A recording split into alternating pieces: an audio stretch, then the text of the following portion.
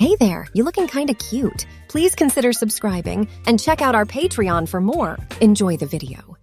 Hi, honey. Penny, I need your help, I called out to my girlfriend. As she entered the bedroom, she asked, "What is it?" "Please look at our clothes." It only took one look. Oh no, how did they get our outfits mixed up? I'm not sure. I looked over at my nightstand. The store is closed, so you can't return them now. We were quiet for a minute, and then I said, "I see only two options. We need to decide whether to go or dress up anyway." She looked at me funny. "Do you know how much work it would be to make you look good in that costume?"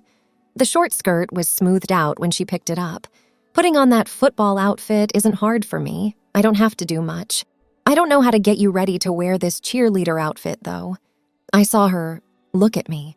"How much do you really want to go? You know, we could just stay home. Next week, Joey is going to Europe. He hasn't been seen in almost a year. I should be there to send him off since I'm his only brother." "What if you look like his sister?" She groaned. "But you're right. Okay, let's do this, but you have to follow my lead." She looked down her nose at me. "Cleanse your body first. Take off." As I did what she asked, she drew a hot bath. I was called to the bathroom. She said this as she started to spread Nair all over me. "Good thing I keep a few bottles of this around," she went on. "Stand still until the alarm goes off, then get in the tub and wash it off." I was as clean as a whistle and bald 15 minutes later when I stood back in my bedroom. Penny said, "Well, do you remember my old roommate Barry? The one you evicted because he didn't pay his rent?"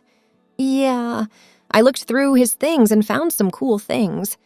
There might be something useful in there." Putting on shorts, I went to the garage and brought 3 boxes inside. Penny checked out one of them. "That looks like a wig box." "That's what's in it, so I guess so." "It looks like Barry was a crossdresser.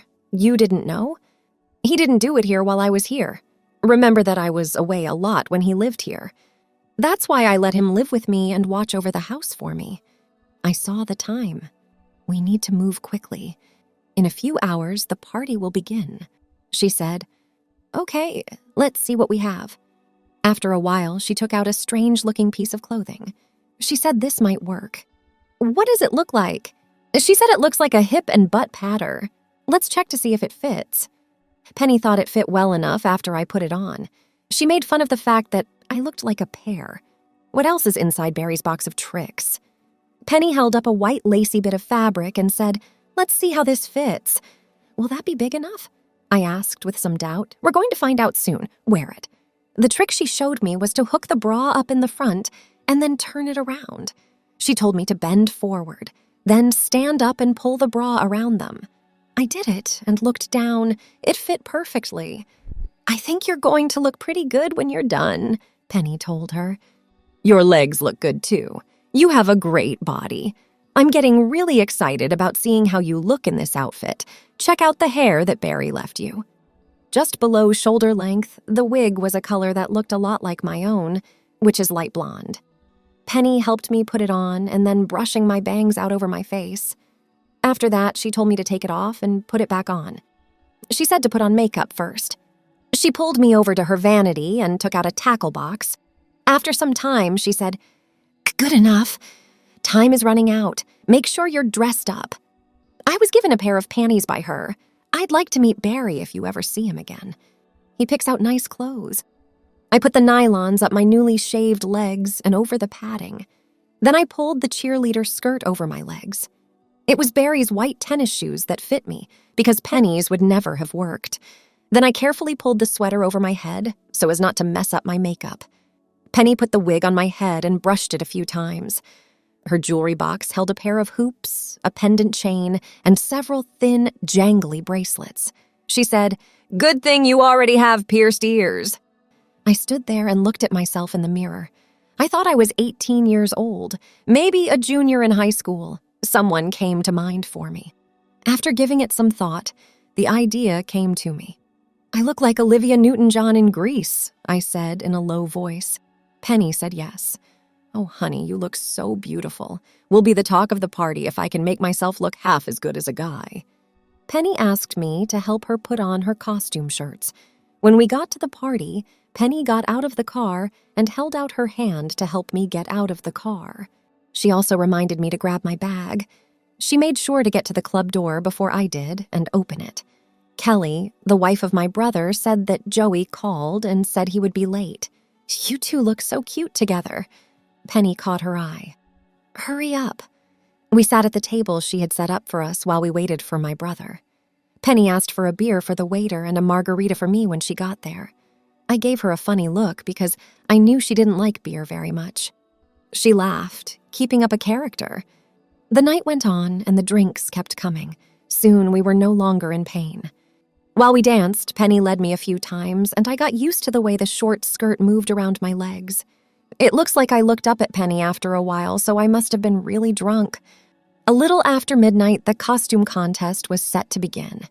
As we were leaving the dance floor, a man's elbow hit me in the chest. He said, "Excuse me," and then stumbled past. For no reason, I felt the soft skin of my body. I realized all of a sudden that I really felt like a girl. I quickly moved Penny to the side. "Penny, something is not right." I let out a high-pitched gasp. It can't be true that I'm becoming a girl. I took a better look at Penny. "Oh no, you're also having it happen. Touch your face." She touched her face with her short beard. "What in the world is going on?" Penny and I, standing hand in hand, looked at each other in the bustling bathroom of the party venue, each absorbing the strange shifts in their physical selves. The atmosphere was rich with the scent of perfumes and chatters of costume admirers. As they navigated this unexpected scenario, Penny's usually sturdy, confident stance seemed to wobble a bit, a light tremble of concern vibrating through her fingers. "Penny," I, in a voice squeaking an octave higher than usual, began. This is not a simple costume anymore, is it?" Penny, rubbing her now somewhat bristly chin, shook her head. Her gaze dropped to the floor, eyelashes casting long, conflicted shadows on her cheeks. "No, it isn't. Your voice ... quote as different, and look at me."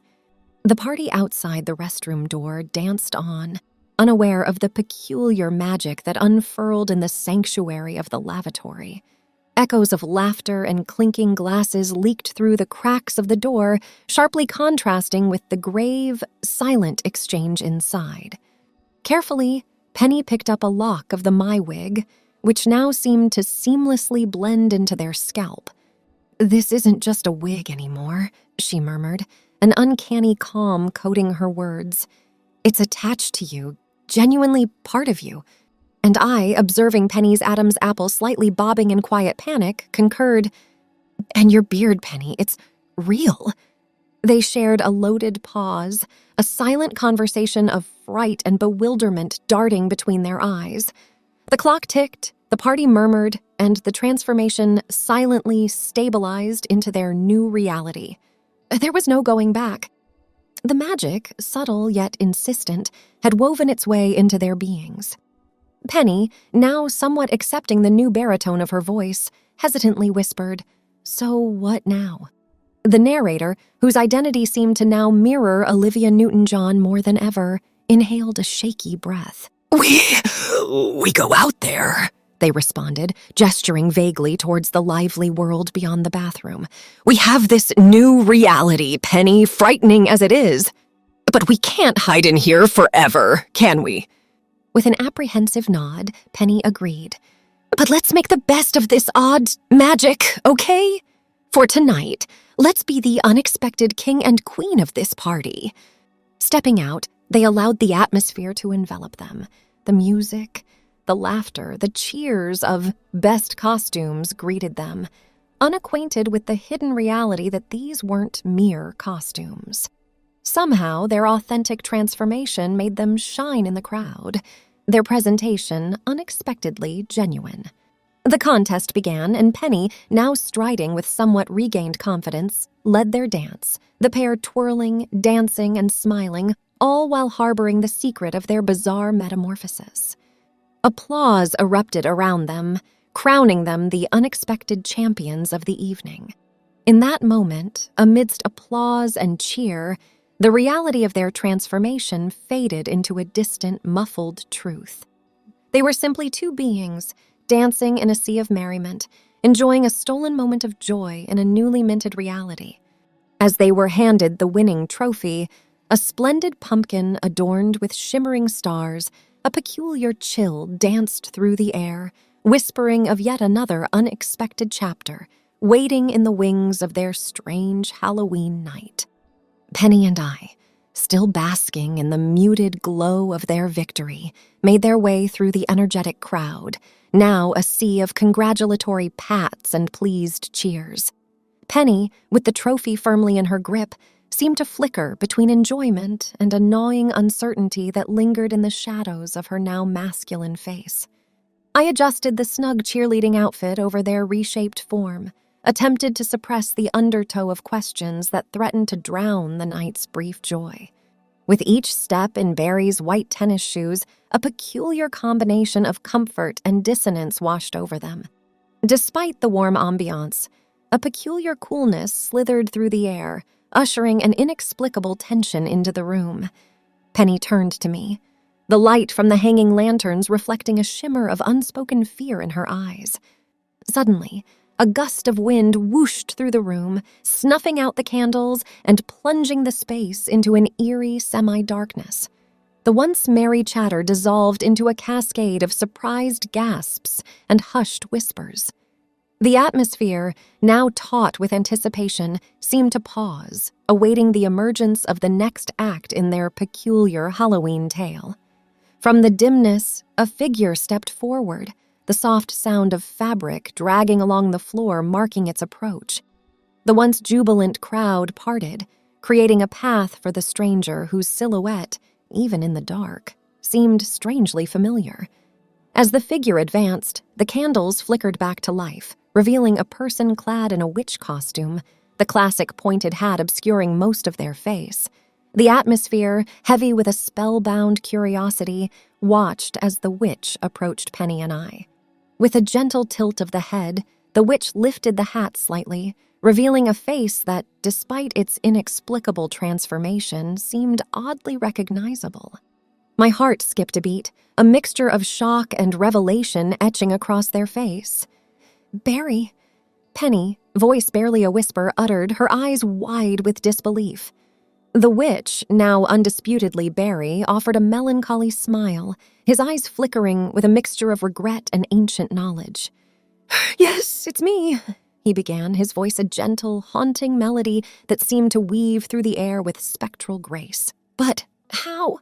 I asked, voice trembling like a leaf in an autumn wind, sought clarification amidst the surreal turn of events. Barry, caressing the fabric of his robe, responded, "The garments you both wear.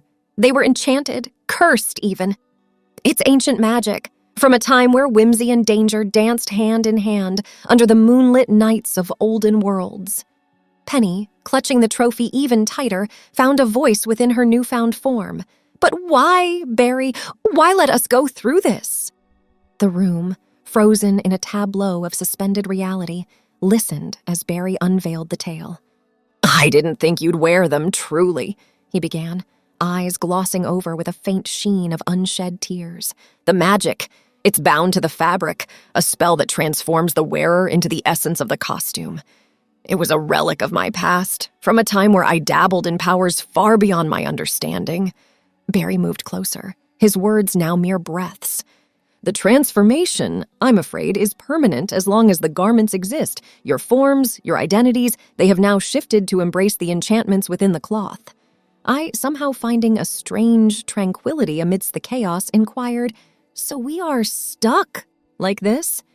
Barry, with a slow, resigned nod, affirmed, "Yes, unless you find a magic even stronger to undo this spell. I'm so sorry." In the echoed silence that followed, Penny and I looked at each other, a myriad of emotions cascading between them. The party, now a distant, muffled murmur, faded into the background, irrelevant amidst the bizarre reality that had enshrouded them.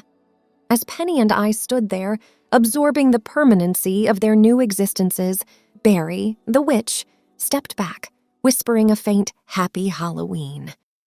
Thanks for watching. Be sure to check out Patreon for a lot more content and early access to YouTube videos.